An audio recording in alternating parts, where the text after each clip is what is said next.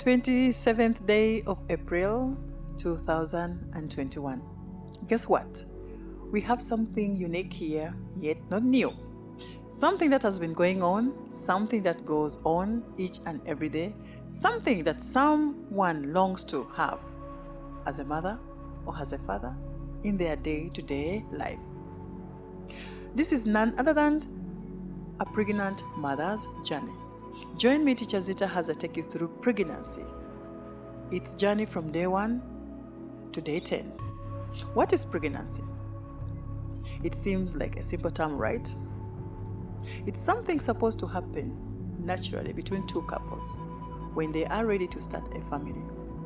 However, getting pregnant can require a lot of time, patience, and quite a number of things in life.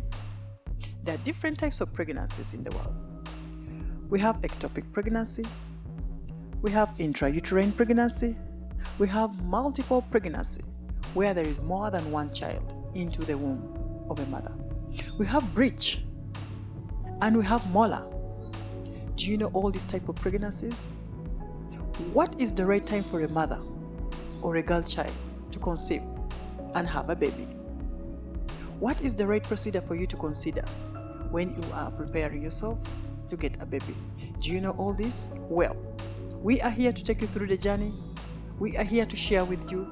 We are here to bring for you live stories of mothers.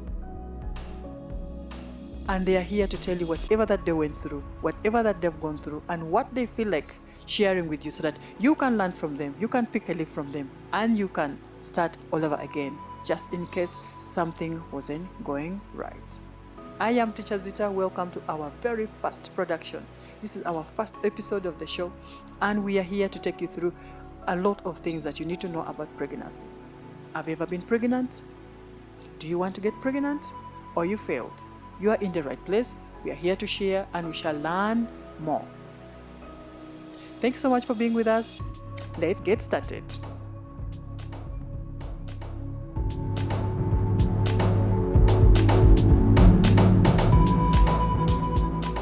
Welcome back once again. This is our second segment. And in today's segment, as I told you earlier on, we are meeting Dr.Kiggundu A, whom we've really been longing to meet. He's Kiggundu A, and he's a senior and professional gynecologist. I can witness and I can testify because he was once my doctor. I can never forget the time and the moment when he really saved my life. It is still a mother's pregnant journey. Welcome back yet again. I am Teacher Zitta. Let's get started. Dr. Kiggundu, nice seeing you once again. Nice seeing you too. Good evening to you. Good evening. How are you? Thank you. I'm fine, thank you. Thank you so much for giving us this chance to talk to you once again. It's my pleasure. Thank you. Doctor, let's go on point. As I told you earlier on, we are looking at a mother's journey, and that is your field. You're better here, you know it more. So that's why we are here, so that you can answer as many questions as possible as far as motherhood is concerned. Doctor, to begin with, what is pregnancy? Pregnancy is the period, as you call it, a journey, but it's a period when a woman is confirmed pregnant. That is when they miss their period, and we confirm using either a chemical test, and that is the urine test. Yes. And the urine test can detect pregnancy as early as 2 weeks from the last menstrual period of a woman. You can also confirm pregnancy by an ultrasound scan done as early as 5 weeks. Okay. At 5 weeks, we are able to see an embryo in the uterus. So the duration between when a pregnancy, or this time when the fetus or presence of a conceptus in the uterus is confirmed, up to the time when a woman delivers, is what we call a pregnancy. Thank you, doctor. We are still talking to Dr. Kiggundu, and he's taking us through this journey. I think we are learning a lot from him in as far as making babies is concerned. Doctor, why do other women fail to conceive, young as they are? They get married, they get wedded, but things don't work out. What happens normally? There are a number of reasons why a woman wouldn't conceive. First of all, To say that a woman has failed to conceive, they should have tried with a partner as a couple for 6 months. Okay. If they are above 34 years, or 1 year if they are below 34 years. Okay. In other words, we're talking about a young woman trying for a year, or a woman above 34 trying for a full year, and they're having intercourse about 3 times a week. That's what we consider as adequate contact, not these long-term relationships. So if that kind of couple fails to conceive within that duration, then we say they are infertile. And the causes could be male or female. It's not just about a female. It is true that the females contribute a bigger percentage, yes, sure. but males contribute 20% of infertility. So male factors like males who fail to erect, males who fail to ejaculate, males who have a low sperm count or abnormal sperms will fail to make a woman pregnant. Then on the female side, it is either the problem of the tubes or the egg. Okay. Either the problem of the passage or the egg. And the passage, we talk about the uterus, from the cervix to the uterus cavity up to the tubes. So if there is any blockage along this pathway, it can prevent the sperms from swimming high up into the tubes. The causes of these include scars. Scars can cause blockage. Yes, scars can happen from previous... The tubes? Yes, scars in the uterus, scars in the cervix, scars in the tubes.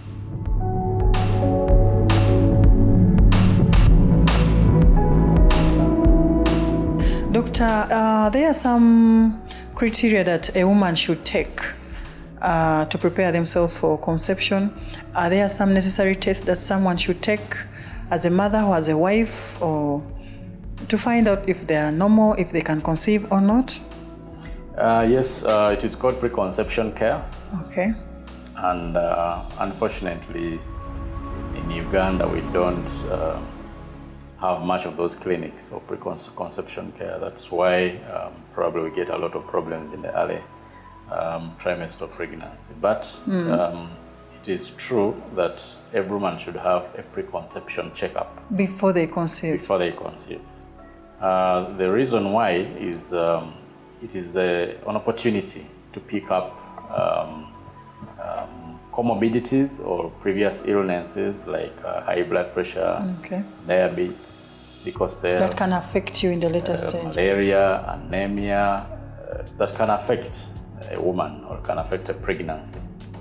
It is a time when if you find a woman having any of those I've talked about, it is a chance for you to control the disease or to advise the woman against having a pregnancy. And during this time, we usually prepare the eggs of a woman. How? We give them folic acid. Folic acid is known to improve the quality of the eggs by improving their DNA, so that by the time they are fertilized, at least you would expect a good embryo. And most of the times, the congenital or the abnormalities we get, like of the nervous system, brain and spinal cord, because some of these women did not take folic acid. And I want to categorically state that the category of women you would want to have preconception care. Of course, everyone would, but at least these should. One, women above 34, before they conceive, should always have preconception care. Because above 34... Before they conceive? Before they conceive, not after getting pregnant. Okay. They should get they should see a doctor before they conceive, because the quality and the quantity of eggs after 34 diminishes significantly, and you want to improve the quality and the quantity of their eggs so that you reduce the risk of abortions, miscarriages, abnormal babies, and even complications that arise out of pregnancy. Women who have any previous illness, women who have hypertension, who have diabetes, who have HIV, who are smoking, who take alcohol, obese women, those are women above 90 kilos, all those should see a doctor before they conceive. Wow.